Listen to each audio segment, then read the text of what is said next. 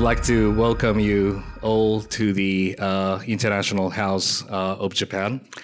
And I'm very much delighted to co-organize the seminar with the Japan Society based in New York. I think many of you are very familiar with the Japan Society, but it has a long history, and it is celebrating 120 years anniversary in which year? 2027. So it's a very long history. Comparing to the 70 years anniversary that we have at the International House of Japan, we regard Japan Society as a great senpai. So it's a senpai-kohai relationship with each other. And we were very glad since November 2022, we established a strategic partnership with each other. With knowing that we do share lots of common feature. John D. Rockefeller III as a founding father for both institutes. And this architecture that you're now sitting in as a whole main building of the I House, and also the authentic building you can find in the eastern side of Manhattan, New York, were both designed by Junzo Yoshimura, who is one of the leading modern architects in Japan. And moreover, we do share the mission together for free, open, sustainable world. And also those kind of engagement begins with Japan-US alliance. So these really lead us to expand more relationship between International House of Japan and I-House, and I really looking forward the more opportunity to come. And sitting next to me is the famous Joshua Walker, who needs no introduction, except for I wish to say how admire I am on his role as president of the Japan Society.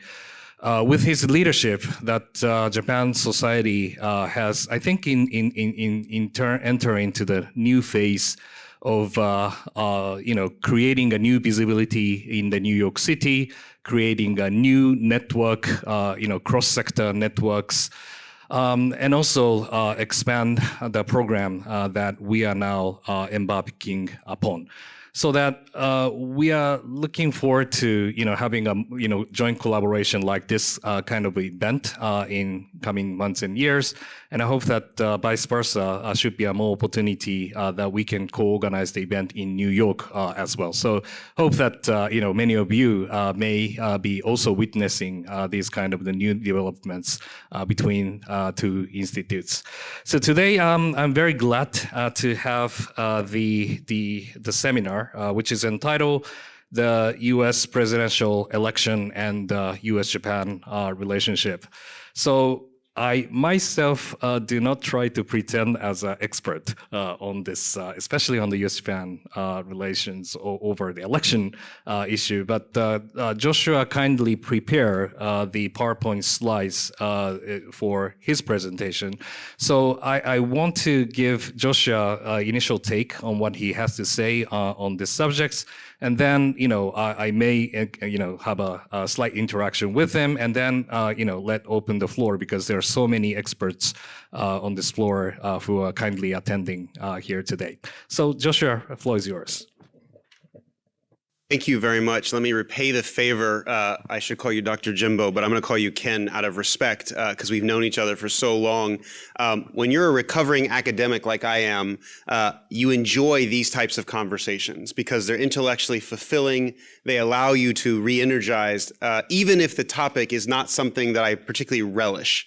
I want to just say, as he's already kindly said, that the International House of Japan is really kind of Japan Society's home away from home. I always feel when I come back to Japan in general that it's a return. People look at me very strangely when I say Nihon ni kaeru, because they're like, you don't mean kaeru, you're going. They show, no, I'm from Japan. I'm the only Dosanko American that I'm aware of.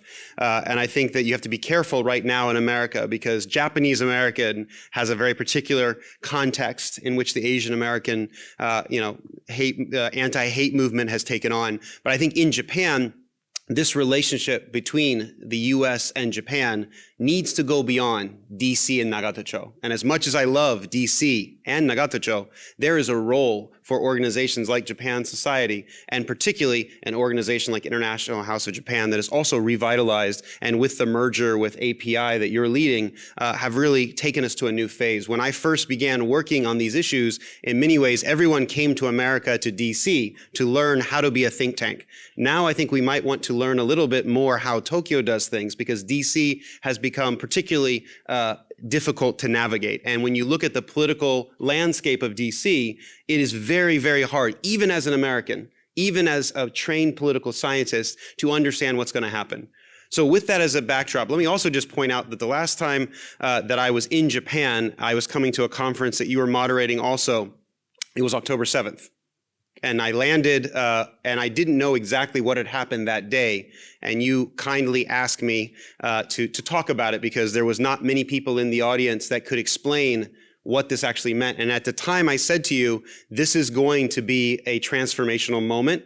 I don't think that this is just like every other thing we've seen in the Middle East. This is a 9/11 moment. I think at the time people thought I was being hyperbolic. And at the time, the only thing for 1 week we saw about was the Johnny's Boy scandal. There was nothing related to this thing. Here we are 7 months later, and not only has that conflict gotten worse, but when I landed this time, the Iranian president has died with a helicopter crash. The ICC has indicted and sent out a war arrest, not just to the Hamas leadership, which makes sense, but to the Prime Minister of Israel. And whatever your political views on that are, it's particularly challenging to think about the world we live in. Now, what does any of this have to do with Japan? In the past, I would have said, well, what happens in East Asia doesn't matter what happens over there. But I think, as your prime minister so eloquently said in our people's house, the Congress, what happens over there directly impacts us. And as we watch what's happening in Taiwan with a new president, I do think that it's not just what happens in Ukraine, which was directly focused on, but what's happening in Israel and Gaza in particular is going to have a global implication. And I think that that means that the interconnectedness of the world calls for a new level of engagement. It means that the US-Japan relationship cannot just be about the American and Japanese people or the American and Japanese political leaders, but indeed is it about the world. I understand that the Saudi MBS, Saudi prince, was supposed to be in Japan. It had to be canceled because of his father's health, which we all wish him a speedy recovery. But that relationship is an interesting one, right?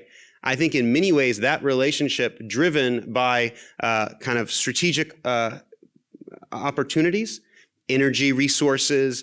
It turns out that I believe MBS is a huge anime fan. The soft power of Japan has no bounds. And I think that historically we've tried to divide conversations about the political nature, economic and business relations, and cultural relations separately. You're very lucky in Tokyo because you are the home of all three of those areas. In New York, we are the global capital of finance. I would say we're the global capital of culture and of media. Now, we do not want to be the global capital of politics. We would be very happy for DC to have that. But DC becomes a little bit like kabuki. If you follow the spotlight in kabuki on only the actor, you're missing half the show. How the instruments, how the behind-the-scene movement and the subtext to what is being said, which even Japanese people don't fully understand the language that's coming through there. So I think that that is the backdrop by which I wanted to talk, but I think a lot has changed even in the time that I've had a chance to prepare the presentation. So I would love to be able to give a very optimistic and forward-leaning conversation, but I think it's actually important to talk about where we are today and to be directly connected. So I have to say thank you, because I do believe that New York is enriched when Japan is present. And before I jump into the state of American politics, which is a bit more depressing than what I have to say, I want to say we need to see more of it.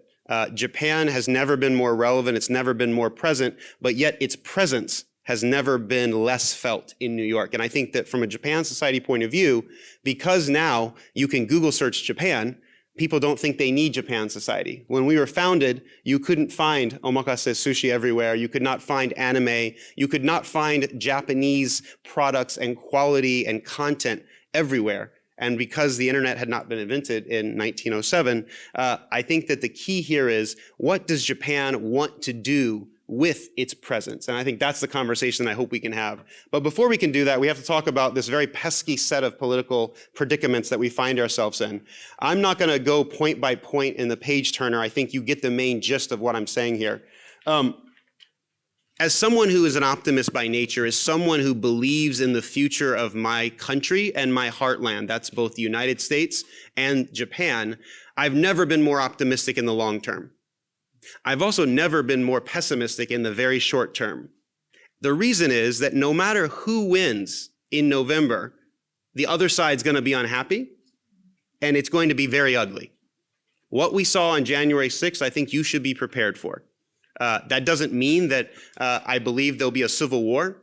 When I'm not from Hokkaido, I'm from Richmond, Virginia. That's the home of the Confederacy for those Americans that are familiar with that. I don't believe that we're heading towards that type of conflict, but I do believe polarization has led to a world in which there are no win-wins in the political arena. The more extreme you can be, the louder you can be, the better off you can be. That is a very American way of doing things, particularly in terms of the New York context. We don't call ourselves the center of America. We call ourselves the center of the universe. That is a very un-Japanese way of characterizing an area. This presidential election is going to be waged in a way we've never seen before. It's going to be scorched earth. You've got two candidates that entire future, because it is a short future because of the age, they are putting it all on this. And all the young politicians and many others that could have challenged, particularly on the Democrat side, decided to sit this one out and wait for the next cycle. Now, in Japan, the fascination, the moshitora, hobotora, I think it's a little bit misplaced. It's great entertainment, and I love to get clicks, and I hope many people will watch this and talk about those things. But I think if you're going to be honest with yourself, you need to understand that the presidency is only one lever of American politics. At the same time that we elect a president, we will be electing a series of congressmen, senators, and governors. Now, every one of those, with the exception of maybe congressmen, have an incentive to work together because they represent holistically states and districts that are bipartisan by nature. So as a result, when I look at the Prime Minister's visit to the United States for his state visit, first time since Abe came about 10 years ago and the Alliance of Hope, I didn't know exactly what to expect because things are so good between DC and Nagatacho. How could it get much better? It seems like this is one of those things where you don't want to see an own goal scored by somebody. And I think, interestingly enough, the things that were the best features of that visit, the speech at the US Congress and his visit to North Carolina, were not covered very well. I think in many ways, whatever your point of view is, you either thought it was wonderful or you just ignored it. And particularly North Carolina, I have to say, I was born in North Carolina, so I have a particular affinity to this. It's the only time I imagine that you could have a Democratic governor sitting with Republican senators agreeing on anything. It's the only time you can imagine in the US Congress that Democrats and Republicans would get up to applause. The only time you can imagine that the Speaker of the House that has had a little bit of trouble managing his government and the parliament there, he was able to use the Prime Minister's speech as almost like gaiatsu. Very familiar to Japan and the way we have traditionally talked to Japan, but I have to congratulate you and the Prime Minister for being able to give us cover to do what needed to be done. Ukraine aid package had waited a long time for that to happen. So I think in many ways, these are the features of what I believe are the future of a US-Japan relationship that are more based on equality, shared values, and a world in which we may not necessarily agree on everything. I don't think Japan's point of view on Israel is the same as the United States. Israel is a domestic issue for the United States. And when you talk about New York, it is the largest Jewish city in the world outside of probably Tel Aviv. And as a result, the way we think about this is not what's happening over there. My children's school sent out a series of notes on October 7th, and it continues to be a very political issue. I also teach at Columbia University that you've seen has had a lot of conflict. It's very unusual to Japanese, and even at Japan Society, we've had protests for the first time. Now, I think that's a sign that we're relevant. Many of my board members and staff would prefer we don't have protests, but I think that your ambassador here, the American ambassador in Tokyo, is probably much happier in Tokyo sometimes than having to deal with American politics.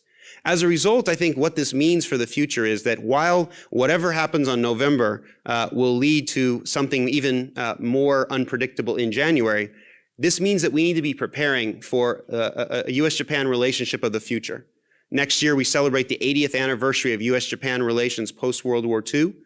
It's also a time for the World Expo here. The world will come together at Osaka. It's also the 400th anniversary of New York City. All these things should be celebrated, not with a mindset of celebrating the past, but honoring the future in many ways. And I think that's where Japan is best. Japan doesn't kind of throw the baby out with the bathwater. It doesn't focus just on the future and sometimes ignoring what had happened in the past, but it is able to honor the traditions and the legacy. When I sit here and look out at the gardens of this beautiful facility, or think about the name of this hall, Iwasaki Hall, you think about the families that came before, even though there was a rupture between US-Japan relations during a difficult period of World War II, in which my grandparents fought directly against the Japanese. Here I sit 3 generations later, after my parents as missionaries and myself as president, urging you to not give up on the US-Japan relationship, urging you to look beyond the next couple of years for the US sake and also for Japan's own sake. Because while US politics may have gotten more polarized, the American economy is more resilient than we've ever seen. The possibility with venture capital, the possibility with entrepreneurs, the possibility of the new industries of the future, that is where I think we need to focus from a US-Japan perspective. Now, I think Japan has a lot to offer in that area. When it comes to technology and AI and many of these things that many people in this room are much more expert than I am, there's geopolitical consequences to all of this. And when I think about semiconductors and chips in particular, there's an over-reliance on Taiwan. And when you think about where the US-China relationship is going, there's only one option when it comes to DC. The one thing everyone can agree on is that China is an enemy and must be dealt with in a very direct and harsh way. As someone who often says I feel Japanese on the inside, I have a very different perspective on China because I don't reduce China or Chinese civilization to one leader or one party. I believe that Xi Jinping and CCP, the Communist Party of China, does not have US-Japan's best interest in mind. But at the same time, that's not an accurate reflection of the history. And when you study Japanese history from the Heian period onward, and you think about the way in which Japan has evolved over time and taken on many of the Confucius Buddhist areas and elements, I think there's a lot we can learn from Japan. And sometimes Americans do a very good job of talking, not as much listening, which I have to remind myself constantly as I'm talking to you right now. But let me stop right about here, because I think that in some ways what's great about these conversations is the dynamism on stage, the dynamism of taking questions directly from you all. But let me just end with kind of where I see Japan today as more relevant than ever. I think that in many ways, Japanese are pessimistic by nature. You tend to only focus on the negative side because you want to have continual improvement. Kaizen, which I think Toyota has marketed and has really made it its own, is the concept of constantly looking for the best and looking for the future. But we need to balance that with also being optimistic. You have to believe that the better days are ahead of you. If you believe, well, we'll never be able to have the money my great-grandparents had or my grandparents had, it's really hard. And I think in the US-Japan relationship, there's some amazing supporters, but there's also a lot of people that have not been brought in.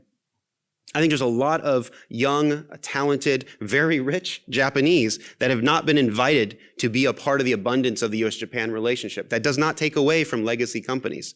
But I do think it means that we as people, as citizens, as society, as cultural people, need to work together. So what is missing? Well, when I look at the document that has 70 deliverables in the US-Japan relationship, the word art, the word culture did not appear once. How many times do we talk about military cooperation? How much do we talk about space technology? These are very specific and concrete areas.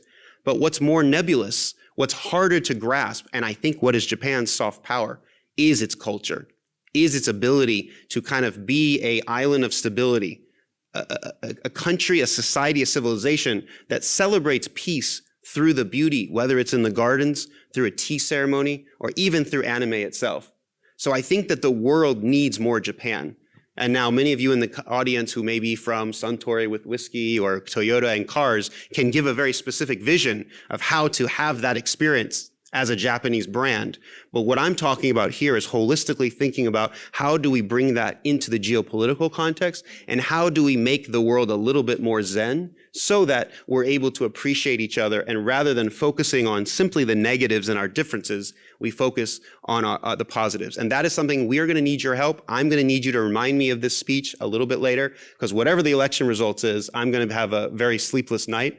I'm worried for the future because I don't believe that our politicians are necessarily focused on the same things as the citizens right now. The political incentives that have been created by a social media environment and an entertainment culture as opposed to a policy-driven culture is a dangerous one. And I think this is something where the Japanese style of consensus-driven democracy, which may be a little boring compared to ours, but we're a little too excited right now. And I think we need to bring down the temperature, particularly in US politics. And I think this is where Japan can be a great interlocutor. So the last thing I will say is a self-promotion for Japan Society. We've most recently hosted Secretary Gino Raimondo of the Commerce Department. We will be hosting very shortly our former chairman, Wilbur Ross, the Commerce Secretary under Trump. And I had somebody say to me, how is that possible? You can't host these two individuals. They won't show up. I said, the good news is Japan brings people together. And while red and blue may be beautiful colors, I tend to think purple is a great shade for America right now, as much as I believe that the Japanese Hinamaru and the red that I wear proudly on my lapel will continue to drive many of the conversations between white and red. I think we need a little bit more Japan. So let me end there and turn things back over to you. Thank you so much. Well, thanks, Joshua, for a very inspirational talk, not only focusing on the current dynamics in the US politics, but you brought in many of those new dimensions, including arts and culture aspects in the relationship in the end.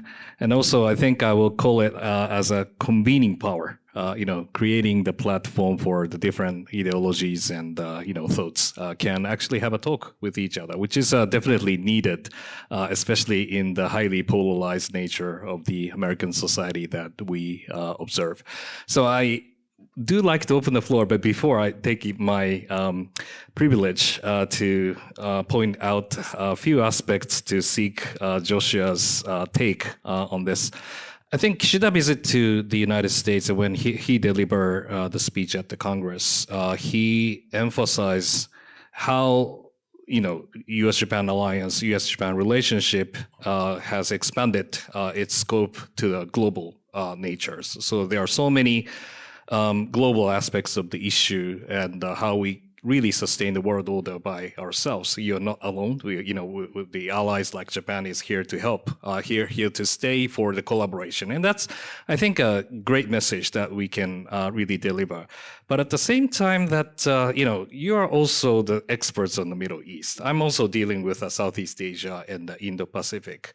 I sometimes find that there are so many spaces because that the power has been distributed to the emerging powers, where United States and Japan can effectively deal with the issue. And also there's a domain where each of us should go separately, or counterparting with other members, and then bring back those assets back to the alliance will be the good model to deal with. So I wonder, how much do you think that the Japan and the United States should go together with various aspects of the world that we are now dealing with, and then where is the place where the individual members should deal with it, and then you want to bring back those assets to the alliance. That's number one. And the second, something that I'm very concerned is the current United States debate on the long-term strategic competition with China.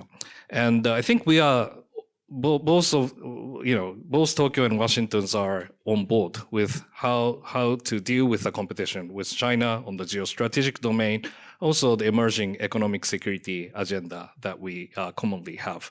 But I think there are wider spectrum of the range of the debate in the United States. What is the long-term end goals of this competition? And some says that you have to win the competition, right? And winning the competition is the right thing. And some people say, no, that's not really the case, but coexistence together with those authoritarian powers to shape those a country like China into the domain that the rule-based order can really can sustain. But I think without having a kind of more deeper understanding about where we are heading, it may be a matter of the alliance management and how to deal with those emerging powers. Those are the two aspects that I wish your thoughts to be delivered. We could spend all day talking about these great topics. You know, I have to just say for a second, when you talked about convening power, I thought you meant kombini power, ne? Kombinis are like the most popular thing of every tourist in Japan, whether it's the Mount Fuji thing that made viral headlines or Tokyo Olympics, even though they could not go anywhere, people love convenience stores, which I don't understand why only Japan has this. So I hope you do have kombini power and you can bring more kombini to America. But you're right. I mean, everybody wants to come to Tokyo. Let me be honest, I'm from Hokkaido. I think you should get out of Tokyo, right? Every Japanese knows that if you come, you should try to get out. This is like the first time I've seen the outdoors since I've been in Japan, because I'm in meeting after meeting after meeting, and I feel a little bit sad that I can't get outside and experience the outside, because I believe that the prefectures are where the abundance of Japan happens. But you asked me a question about the role that the US-Japan relationship can play, even if we're not 100%. Now, I think that in the old US-Japan model, particularly from a security point of view, if you're not 100% aligned, then that creates problems and creates space. But in a world in which I think you are an expert more than anybody else, geoeconomics is playing a role, a world in which Japan's closest security partner is the United States, but your biggest market is China, we have to find a middle ground here. I don't think it makes sense otherwise. And I think one of the challenges that we have in terms of the US-Japan relationship is, how do we make the US-Japan relationship not just a win-win, but a win-win-win? So I think a lot about US-Japan plus one. So when I became president of Japan Society, our mission has always been the same: connecting American and Japanese people, culture, and society. I added 4 key words to that: in a global context. The reason that was so critical is because Japanese culture, American people, society, in a global context means that it's not just bilateral anymore. And as you and I have talked about, I think many people in this room recognize, geopolitics has gone from a bipolar, Cold War, bilateral relationship to a multipolar world in which the Quad, or the Squad as we now talk about in your region of the world, becomes more important. You know, we're going to be celebrating NATO's 70th anniversary in Washington in a couple of months, and Japan and Korea are going to be there. North Atlantic. Oh gosh, that doesn't make sense. But it makes a lot of sense if it's based on the shared values of Russian aggression in Ukraine and thinking about what those two allies and democracies in the region bring. Let me bring it to the Middle East, since that is the area I know best. When I think about the Japanese role in the Middle East, it's not a zero-sum game. Japan is the largest provider of development assistance to both the Palestinians and the Arab world more broadly. That gives Japan incredible leverage in what the future might look like, in the same way that America is the largest provider of development assistance and technology and military assistance to Israel. And so while we may have a differing view on the current Israeli situation, and particularly the political one, I think that Japan and the US can understand the need for a free and open system in which you don't reward terrorist attacks, but you also need to accept the reality of a two-state solution. And I think what's happening in Europe right now is really an indication. And I sit across from the United Nations, and looking at how dysfunctional this relic of the World War II, post-World War II era has become is a challenge, because it's become political theater across the street just as much as political theater in DC. So I really do hope that the United States and Japan can think about the new world, both in geoeconomic terms, the enormous potential and power that technology has to be unleashed in our democracies and power. And I think that leads directly to your second point. US-China competition, what's the end game? I wish I could speak on behalf of America on this one, but there is no one answer here. We had Congressman Mike Gallagher came to Japan Society and spoke at our Global Risk Forum. I think he's very sensible, not just because he has a PhD from Princeton like I do, but because I believe that his view is that China is a threat, therefore we have to be tactical in our opposition to them. And yet at the same time, he also accepts the reality that it's difficult to decouple, de-risk, whatever our favorite D word is right now, that it will take not just a government pressure, but a private sector-led initiative. Because American citizens don't really want to pay more prices. Why should I pay more? I'd like made in China. And so until you prepare American society and people for the higher cost, in some ways, that has been the challenge. No politician wants to say that in public. So it's easy to be anti-China, but then when you actually take concrete measures, the prices rise. And so I think this is where further collaboration and thinking not just what's the next year look like, but the next 5, 10, 15 years. And I know that's where a lot of the work, particularly of the Ministry of Defense and the white papers on national security documents, have tried to align ourselves. And many of our friends are working very heavily on these issues, including Mike Gallagher, who's now at Hudson Institute. But I think the question for us becomes, where can Japan help create some off-ramps for the US-China relationship? Because the trouble is, the direction we're currently going, there's no face-saving way for either side to back off. And when you're flying down the freeway, this is a bad analogy in Japan, but you're going down the freeway at 100 miles per hour and you see an off-ramp, but you're going too fast to use it, what good is that? So you first have to slow down, and then you have to identify the off-ramps, and what do those off-ramps allow both sides to do? And I think when you don't have the level of exchange back and forth at the people level, at the society level, and at the economic level, you're into for some trouble. And I think that's where the work of this organization here is critically important, and being able to have Japanese leaders, particularly next generation leaders, because again, as I've already emphasized, the American incentive structure for our political leaders and our thought leaders is really driving people out of the public service and political realm. And so in Japan, I think it's different. And I have much more optimism in future when I see future prime ministers that are here to be able to think about what that can look like in a way that I cannot predict who will be running for office in 10 years, because it kind of depends.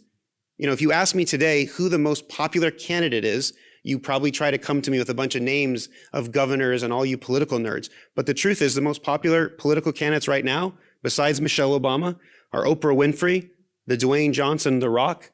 And if you've heard of these people, it's not because you're a political person, it's because that's the political celebrity status that's there.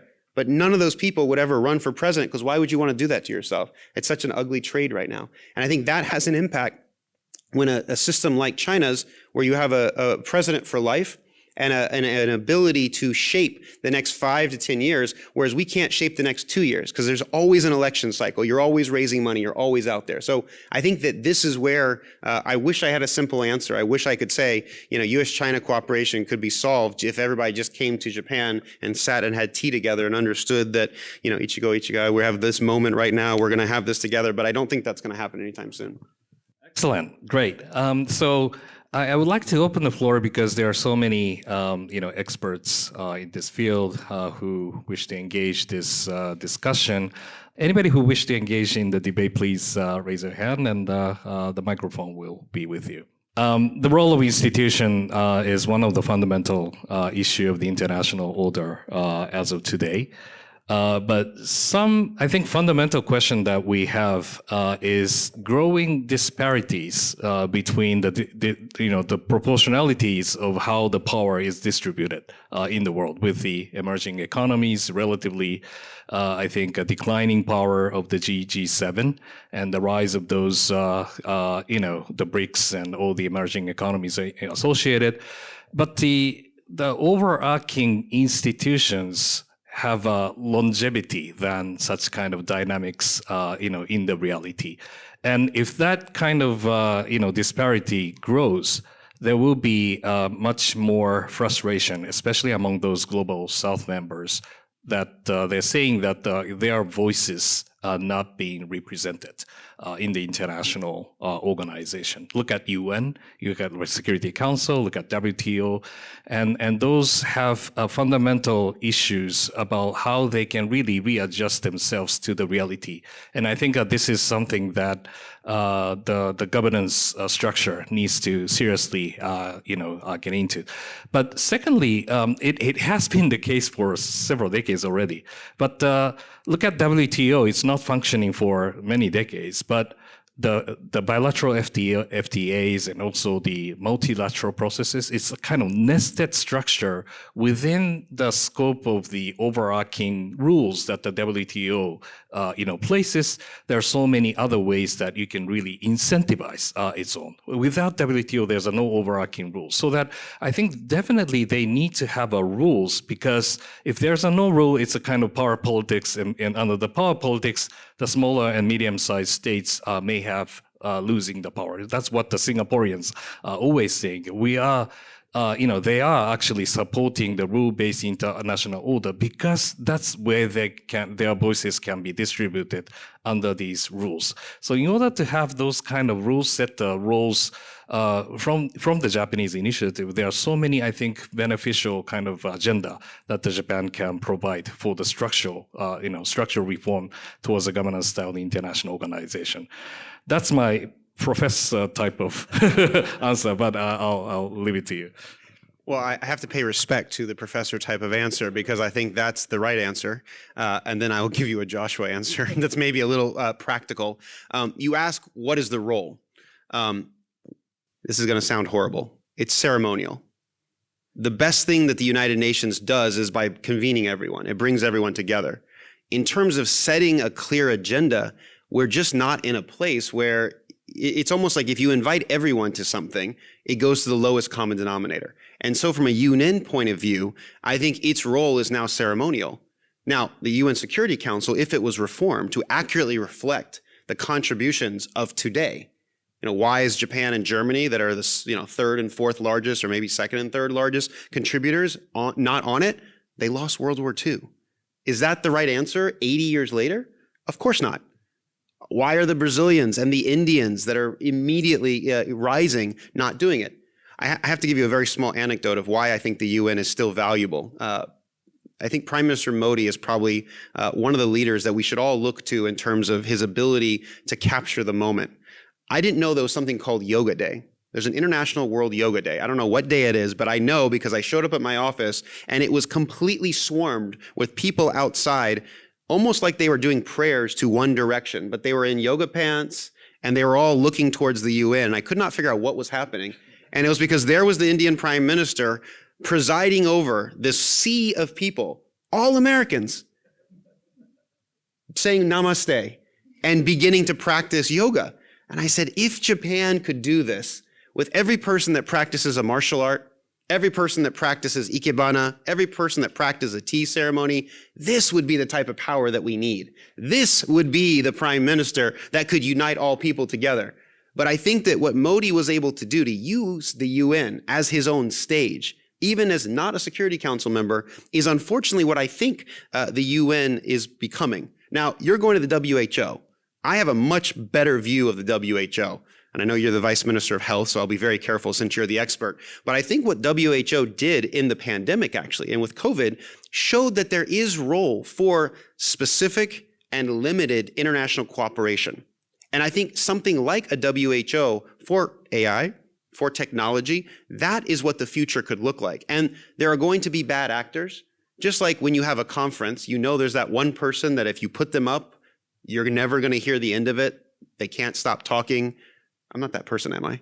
Just making sure. I think that there is that challenge that we have. And I think there's a time to be inclusive and to bring everyone together. That's what the UN is about. But for organizations like the WHO and even for the WTO and others that are being formed, we have to be even more creative about that. Last year at the Japan Society, we hosted for the first time ever a big global health summit, building off of the G7 presidency of Japan, and the prime minister and the leader of WHO and all the health ministers came there. And it was amazing to watch because it was clear that Japan was orchestrating kind of a consensus-driven approach where the global south, which was really angry at some of the developed countries, were able to have a pretty civilized conversation. And maybe it was because of our Junzo Yoshimura architecture, maybe because we're peaceful in Japan society, but I don't think that would have happened at the halls of the UN. And so I think there is a role for the future, but I have to say the last thing, and I always, maybe this is my Japanese side coming out, I have to be a little bit pessimistic. International institutions don't change until they have to, right? World War II was formed because we had a world war. So I'm a little bit scared as a scholar of international relations and a political scientist that I can't imagine the UN Security Council reforming itself until we have a dire need. And I would really like to avoid that for my own children's sake. I would really like to be able to be proactive enough so we don't have to be reactive, because this debate about the so-called liberal international order.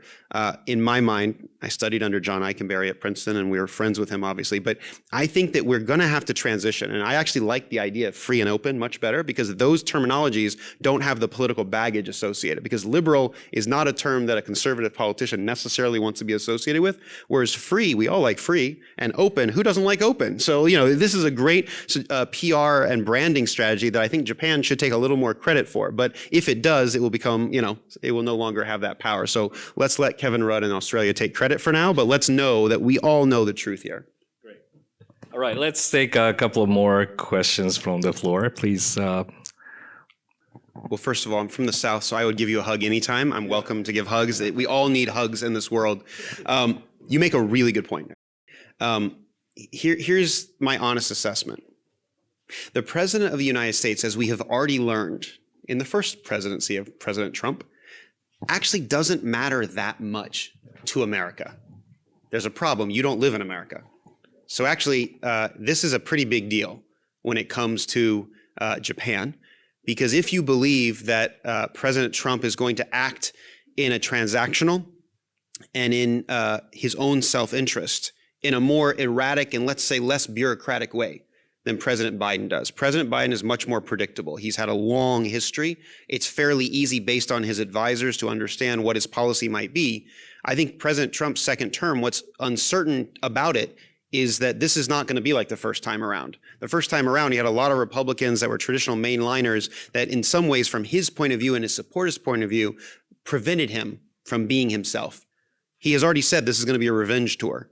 So I'm not helping you right now. I'm not making it any better. But I would point out this. The American system has a lot of checks and balances, particularly in America, right? He can't make me wear a mask. He can't take my taxes away. He can't even get me prosecuted, even if he stacks the Department of Justice, right? So that's cold comfort in a world in which he still is the commander-in-chief and has the ability to go to Pyongyang and hug the dear leader and decide that Putin's not such a bad guy after all and that we're not really serious about Ukraine after all. Right? Now, all of that, I think, from a Japanese point of view, can be managed. But I do think the damage that will be done to America's credibility in the world will be something we cannot overcome in the next presidential election, but it will take decades. You're already seeing an indication from Europe of what they're going to do. Now, I used to work in the State Department during the Bush years, particularly in the Middle East and Turkey. I thought that was bad at the time, the protests against the Iraq War and against Bush, who was the cowboy. I mean, Bush is absolutely a statesman in comparison to what we're expecting. But I have to just say, many foreigners already think America is like Trump anyways. And those of us that are like to think of ourselves as being more sophisticated and eating arugula salads like President Obama did and others, I think we need to accept the reality that perception becomes reality at some point in time. And so if President Trump comes back, I think it's our duty as Americans to not try to oppose him for the sake of opposing him, but help guiding him. The American system is a very open system. There's a reason you can lobby your congressmen and governors. There's a way to play the game. I think that from the outside, it looks very dirty and difficult, but every culture has a society in which that's the way things work. It may not happen as much in Japan in the open. That's why I think the current scandal is very quaint by American standards. And I would love to have those type of scandals in America because they're very interesting. And I think you're missing the dollar versus yen sign of the amounts we're talking about. But I think in the US, you have an unprecedented situation, right? Where you have either leader will be one of the oldest leaders we've ever had. That means that their health matters more than anything else. It's a really taxing job. And so the vice president matters a lot here. And as a result, I think that President Trump taking over in some ways, from an economic point of view, from a business point of view, is actually a good thing for the American economy. I think that, yes, there may be questions about erratic behavior, but he's a pretty simple person to figure out if you look at what he said and what he's going to do. He's not very ideologically driven on these things, right? Like, I don't think he has a strong view on abortion.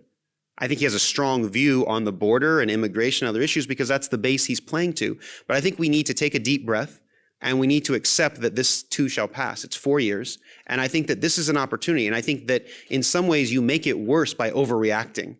And I'm worried that Biden and the Democrats, if they lose and don't accept the results like Trump did last time, lose all the credibility that they've been trying to use. You know, I'm a son of a preacher. And if a preacher gets up and preaches a great sermon and then turns around and treats his family badly, how do you believe that person? You have to hold yourself to a different standard. And I think that as Americans, we have told the world that we are a city on a shining hill. That's a great narrative, but we have a lot of flaws. And at least in my tradition, when you point a finger at somebody, you have 4 fingers pointing back at you. If I take a speck out of my brother's eye, I've got a log in my own.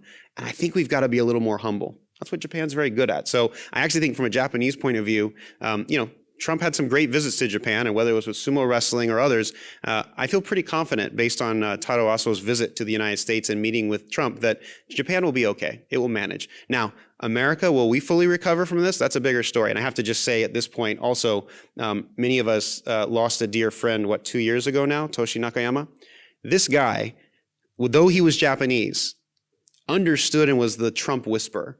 Every time I wanted to understand about Trump supporters, I would call him because he was able to objectively, analytically accept and talk about this. He went to Trump rallies. He's probably the only Asian guy in the entire group. And he would mingle and wear the MAGA hats and he would give an assumption. And I think that type of outside friend is what I feel I need to do for Japan and what Toshi was doing for America. And I don't see anybody else who can do that and fill his shoes. That's a problem.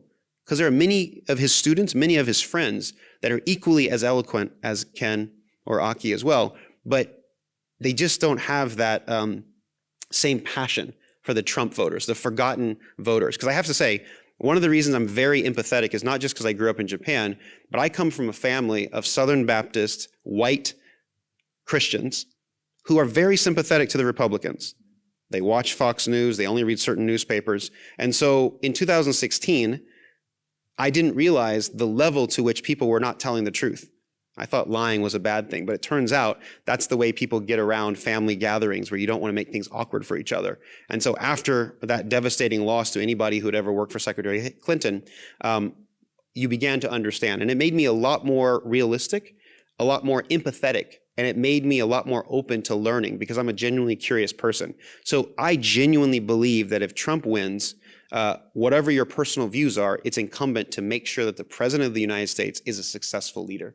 Doesn't matter whatever qualities or flaws they may have, we need to do it on behalf of our countries and our society more broadly. And I wish that more people had that perspective. I will continue to preach, but of course it's hard to practice that sometimes. Well, thanks, Josh. It's quite, I think, important when we deal with the election. How to deal with the result is another thing, and especially for the losers, if you continue to struggle against the opponent, or you will accept the result and regard the new leaders as people's elected leader. And that's what, how the stability of the democratic society may be sustained.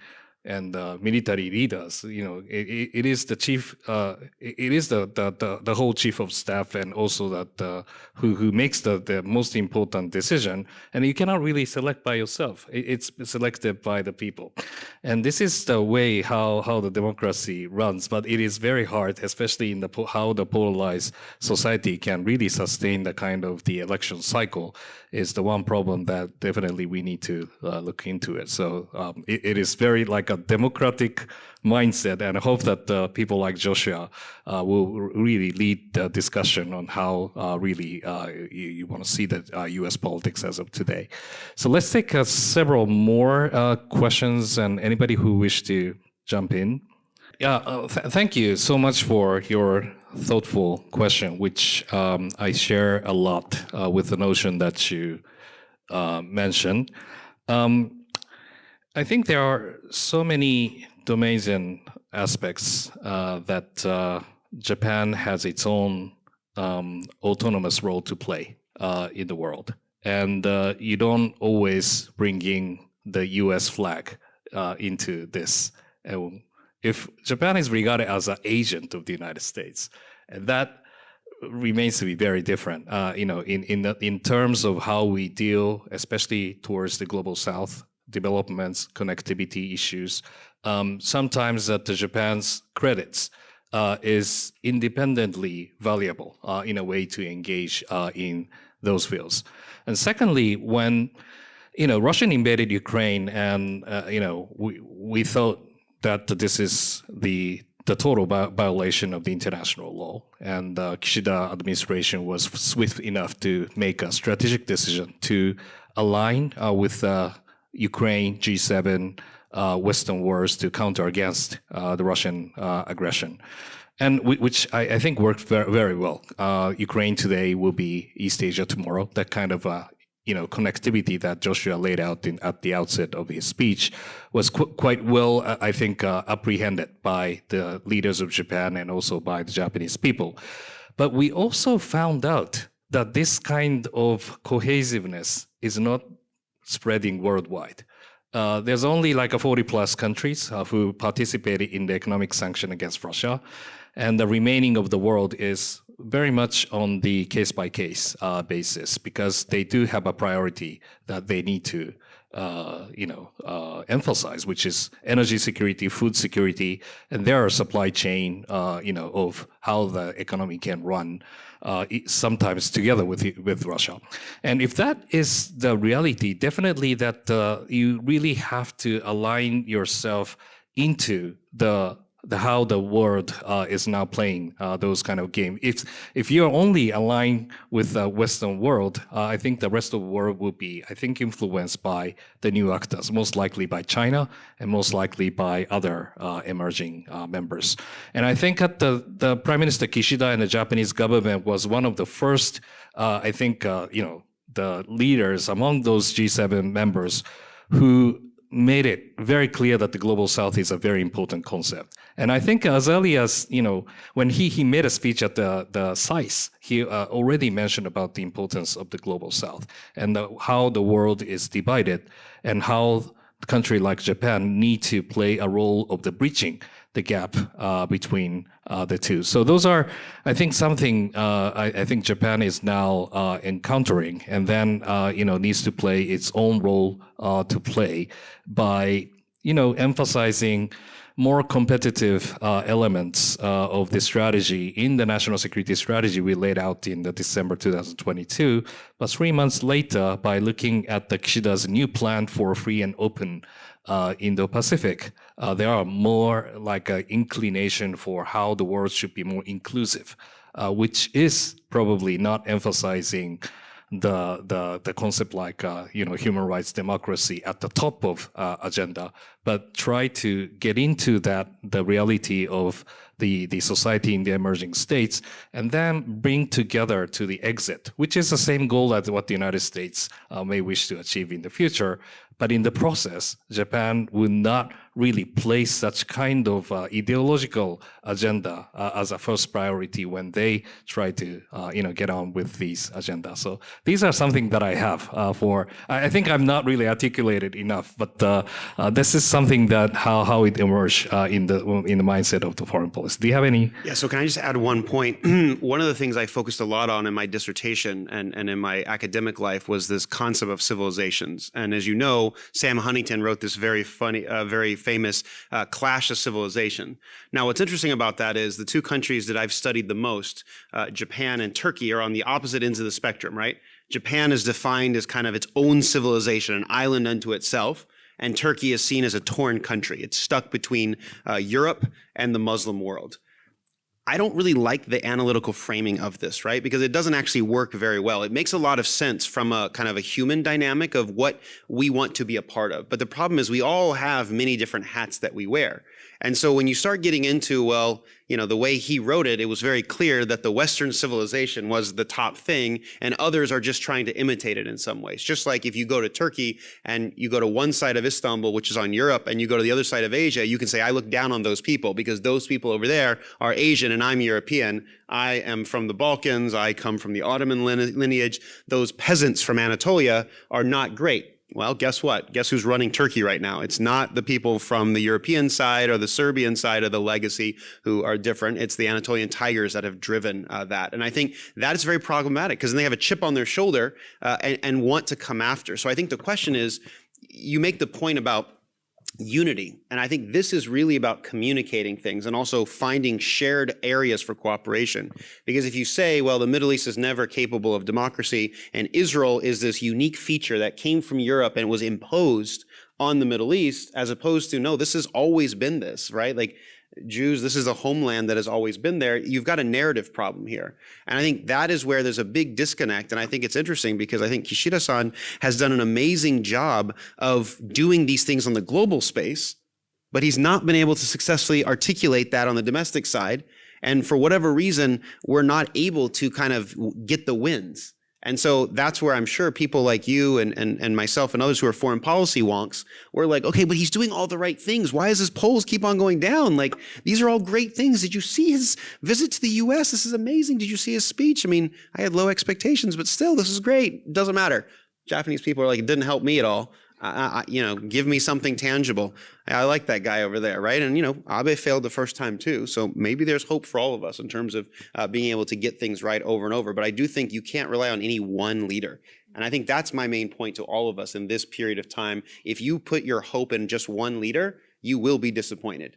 And if we cannot come together to work towards a common cause, it doesn't have to just be a common enemy. That's the easiest way human beings mobilize, finding something negative and mobilizing against it, us versus them.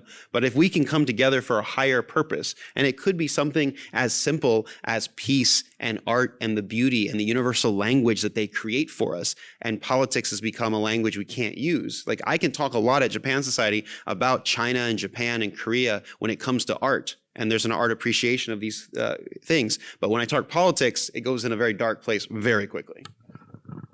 Let's take a final one or two questions before we close the session. And I want to secure the time frame for the networking at the end as well. So the two questions, let's have it. You may take the lead and you kind of make it sound smarter the way you'll do it. So let me go in the order they were asked. It's a really good question. Panarjim.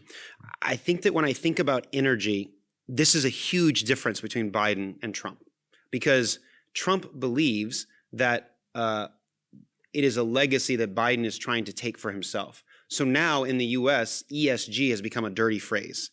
You can't talk about ESG because it's seen as a politicized phrase. So many corporations that very rightfully focused on sustainability, particularly Japan as carbon net neutral, things that all companies and all human beings should be trying to do, have become politicized. Now, there's a difference between Japan and America, right? Japan is an island nation with no natural resources except for its people. America is a huge continent that has abundance of resources.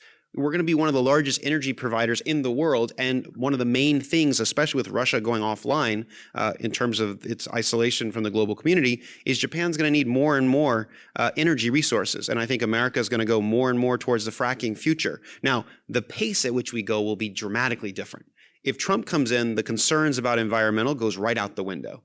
I would imagine that the EPA, the Environmental Protection Agency, is no longer protecting much. It's just kind of, being sidelined. Whereas under Obama, there's a real focus and a particularly green agenda that the Democratic Party has. Whereas Republicans, as mostly a party of business, are really focused on, okay, how can we use energy to leverage these things? And that's where I think Japan is trying to secure a diversity of its energy resources, whether it's from the Middle East, where the #1 provider comes from, or increasingly from the United States. So I think the scale and pace at which this is going to happen is really important. But I would just say that, as a practical matter, climate change is an existential threat. So whether or not you want to deny it or not, it's still a major problem. So if we, the Americans that are supposedly the leaders of the free world, lose our mind and go down a path where we deny the existence of it, we're going to need Japan.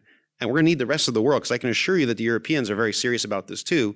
And so, what do you do in that case? And I think that's where the global South comes in also, because, countries like India are like, I don't want to be held to the same standards. You guys abused the environment for 400 years in your industrial revolution, and now you're going to say no to us? Like, that's a real problem. And I think that's why the Kyoto Protocols and the Paris Climate Accords have not come into force, because there's this divide, and you have a country like America that can be an important swing state on this issue, and it will go the direction of the presidency.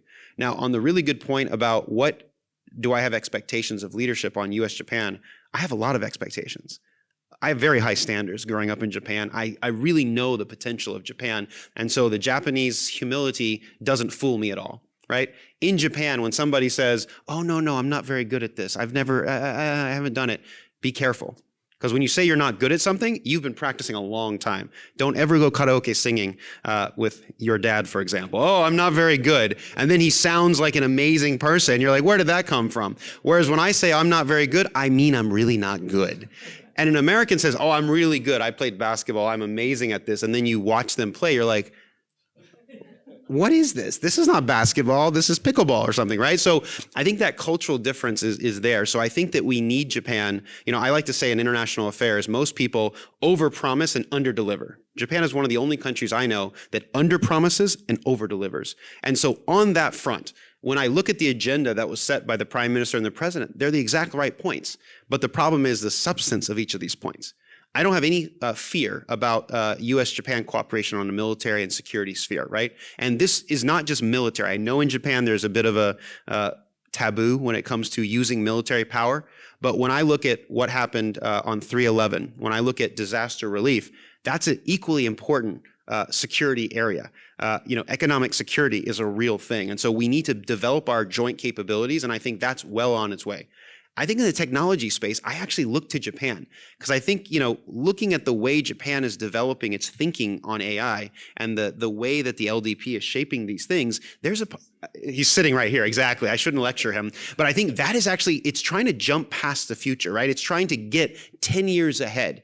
So you're not trying to make you're not trying to make the chips of today, you're trying to make the chips of the future. And I think when it comes to AI, we're just at the beginning stage of what this can do. From now on, you guys are just going to go to OpenAI and type in, give me a speech optimistic about U.S. politics. You don't need me anymore. It just happens, right? But how do you get the cultural nuance? How do you get those different pieces? I think the other piece is obviously space is a really exciting area, but space is one of those things that I think is a really inspirational thing. Saying you're going to put a Japanese astronaut on the moon is amazing. What will be even cooler is to have a first woman on the moon, right? And that's an area that I think Japan really's got to step up, right? I think that when I look at Japanese political leaders, both on the political side and business side, it's embarrassing. And I have to be your friend about this, right? When I first became president of Japan Society, it was very difficult for me. I couldn't post any of my pictures on Facebook. Why? Because my friends would criticize me. Because I made a pledge a long time ago that I wasn't going to be on a panel with all men. Now, this is not a manel because we're having a fireside chat. It's a conversation. He can't change that he's a man. I can't change that I'm a man unless you want to go to America and talk about transgender issues. But that's not something that I can control, right? But if you have more than two, you should be aware of this. And particularly in my generation and below in America, people judge you. So when you come to Washington with your delegations and it's all men, it looks like the Chinese Communist Party has arrived. And I understand the challenges because you have so many capable leaders as business leaders. And again, I understand why in Japan. It's about meritocracy, it's about legacy, it's about who's in the pipeline. And many people drop out because they want to be good parents. Unfortunately, in Japan, it's mostly women. In America, it tends to be a little bit more balanced. We're not perfect, trust me. Our Scandinavian friends constantly tell us. But I think that that's an area we've got to do a better job on. And I think the other piece that I would say about this is when I think about technology and space and women's issues and energy and all these other areas, I want to see an agenda for people to people. They put the title people to people, but there was no substance to it. It's great to have exchange students, right? It's great to have homestays. It's great to have all that stuff. But when the yen price is the way it is now, you can't afford to come to New York. Do you know how expensive it is? I didn't even know how expensive it was until I looked at yen prices, right? It's like I had a bagel and coffee. It costs 4,000 yen. What? That's insane. And so I think that we have to think more creatively about that, particularly in a world in which Zoom and SNS has made it possible to have connections, because it feels to me like we're becoming more isolated and we're not actually learning much from each other. So I really do think that Japan, going back to your convening power, I want more Americans to get out of my country. I want more Americans to get passports. I want people to appreciate that we don't have the only way. Sorry, I'm talking a lot. The last thing I will say is this. One of the things that I find most fascinating at Japan Society is the types of things that become popular that I don't really fully appreciate or understand. To give you a perfect example, Toto, and not to do a commercial for Toto, Toto is one of our sponsors. And the way they sponsored us, they made sure all of our toilets had the Japanese-style washlets, right? That's really unusual in New York. If you've ever been to New York, you'll never find a public restroom. And if anybody's seen Perfect Days, please go watch it. It's one of the most amazing movies. But in Tokyo, you can find bathrooms everywhere, and they're all really clean. Every subway station has one. In New York, you don't want to go to a single public restroom. So we started seeing all these policemen coming to Japan Society to go to the bathroom, and we couldn't figure out what was going on. It turns out that somebody wrote on a blog in the NYPD, this has the best bathrooms in all of New York. They have these amazing things. There's water that sprays, there's like temperature control. So people came to do their business, and I was like, how is that happening? But we're providing a public service. And so this is not something Japanese even consider. But I think that Japan's soft power needs to be used for the good of humanity and not just for the amusement of American culture. Toto Lixu will be very happy, be very pleased to you're the salesman of the bathroom in Tokyo. But on the very short, quick take on the energy issue, that the Japanese government has recently reviewed the future trajectory of the consumption in Japan.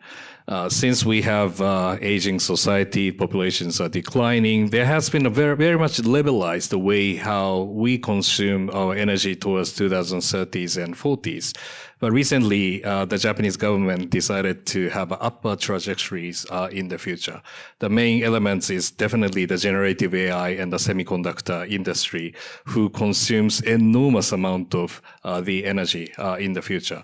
At the same time, how much we can really stably offer the energy supply to those emerging technologies and new industry, Japan can also be the next hub, because if you go to India, that's great, but the electricity stable supply is a problem. Water issues is there, and also those workforces, and everything has to be packaged together. If we are able to provide, Japan is also can be a hub in there. And look at TSMC, look at Microsoft, and look at many of those industry who look at Japan as the next kind of destination for such kind of hardware installments, which is amazing how the things are turning around. Thanks to Shiozaki-san's great works on, standardization of how the AI should be the next, the industry hub in Japan, and also coupled together with those kind of energy supply reform, which definitely we need to look into the composition of the energy to be fundamentally reformed towards the future. But this is the new trajectory that we are having for the energy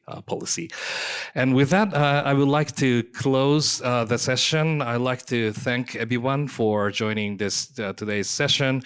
And I really like to thank Joshua for providing a wonderful, speech today in Tokyo. And also, while you are in Tokyo, please enjoy Japanese ramen and, shopping in Ginza. And currently, the whole country is now like a 30% discounts, and bringing in more U.S.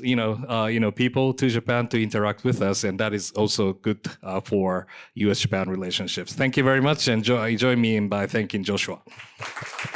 Great. Thanks a lot. You're always great.